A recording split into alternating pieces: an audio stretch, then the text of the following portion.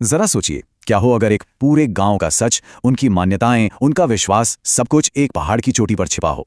आज हम एक ऐसी ही कहानी को समझने जा रहे हैं जो विश्वास, शक और सच की तलाश के बारे में है। तो चलिए चलते हैं साल 1961 में भारत के एक दूर दराज गांव में। ये एक ऐसा गांव था जिसकी पूरी दुनिया एक विशाल ऊंचे पहाड़ के इर्द गिर्द ही सिमटी हुई थी। यही पहाड़ वहां के लोगों के लिए सब कुछ था, उम्मीद भी और डर भी। देखिए, यह पहाड़ सिर्फ एक पहाड़ नहीं था, ये गांव वालों के बीच में एक बहुत बड़ी दीवार की वजह भी था। इसी एक पहाड़ ने पूरे गांव को दो हिस्सों में बांट दिया था। एक तरफ थे वो लोग जो मानते थे कि पहाड़ पर बुरी आत्माओं का साया है, कि वो भुताहा है, और दूसरी तरफ थे वो जो इन सब बातों को सिर्फ मनगढ़ंत कहानियां और अंधविश्वास मानते थे।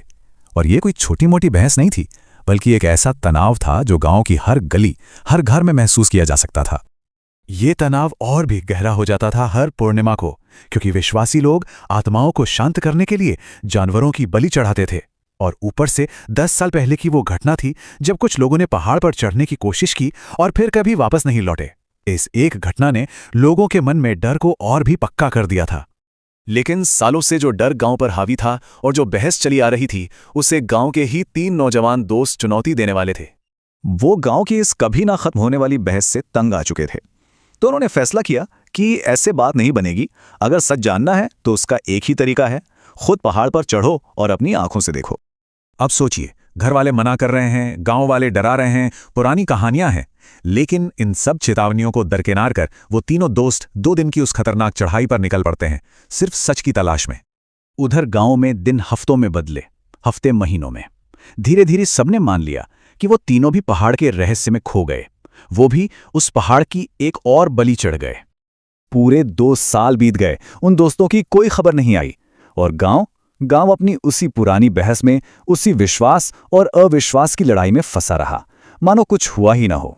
लेकिन फिर एक शाम, जब खेतों में काम कर रही एक लड़की घर लौट रही थी, तो उसकी नजर झाड़ियों से निकलते एक साए पर पड़ी, और उसने जो देखा उस पर यकीन करना मुश्किल था।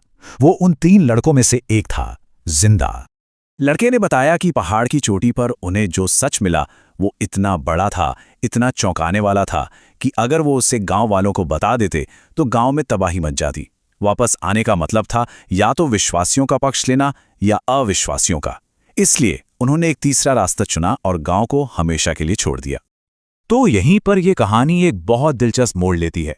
ये सिर्फ एक गांव और एक भूते पहाड़ की कहानी नहीं है। असल में इसका एक बहुत गहरा सांकेतिक मतलब है जो हमारी अपनी दुनिया से भी जुड़ा है। चलिए इस रूपक को समझते हैं। कहानी में जो विश्वासी लोग हैं वो असल में आस्तिकों यानी थियिस्ट्स का प्रतीक हैं। जो अविश्वासी हैं वो नास्तिकों यानी एथियिस्ट्स का। और वो 3 दोस्त वो प्रतीक हैं वैज्ञानिकों का, या उन लोगों का जो सुनी सुनाई बातों पर नहीं बल्कि सबूतों और खुद सच को खोजने पर यकीन करते हैं। वो लड़का गांव से हमेशा के लिए जाने से पहले उस लड़की के सामने, और एक तरह से हम सबके सामने, एक पहेली छोड़ जाता है। जब लड़की उससे पूछती है कि तो क्या गांव वालों को अब जानवरों की बलि देना जारी रखना चाहिए, तो लड़का उससे कोई सीधा जवाब नहीं देता, बल्कि वो पलटकर उसी से 2 सवाल पूछ लेता है। और ये सवाल ही पूरी कहानी का सार हैं। वो बहस को भूत प्रेत और आत्माओं से हटाकर सीधे सीधे इंसानी फितरत और बाजार के गणित पर ले आता है। वो इशारा कर रहा है कि शायद इस बलि की परंपरा के पीछे कोई अलौकिक शक्ति नहीं बल्कि किसी का आर्थिक फायदा छिपा है। और अंत में ये कहानी हम सब के लिए एक सवाल छोड़ जाती है।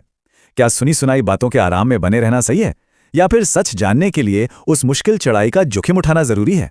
ये चुनाव हर किसी को खुद ही करना होता है।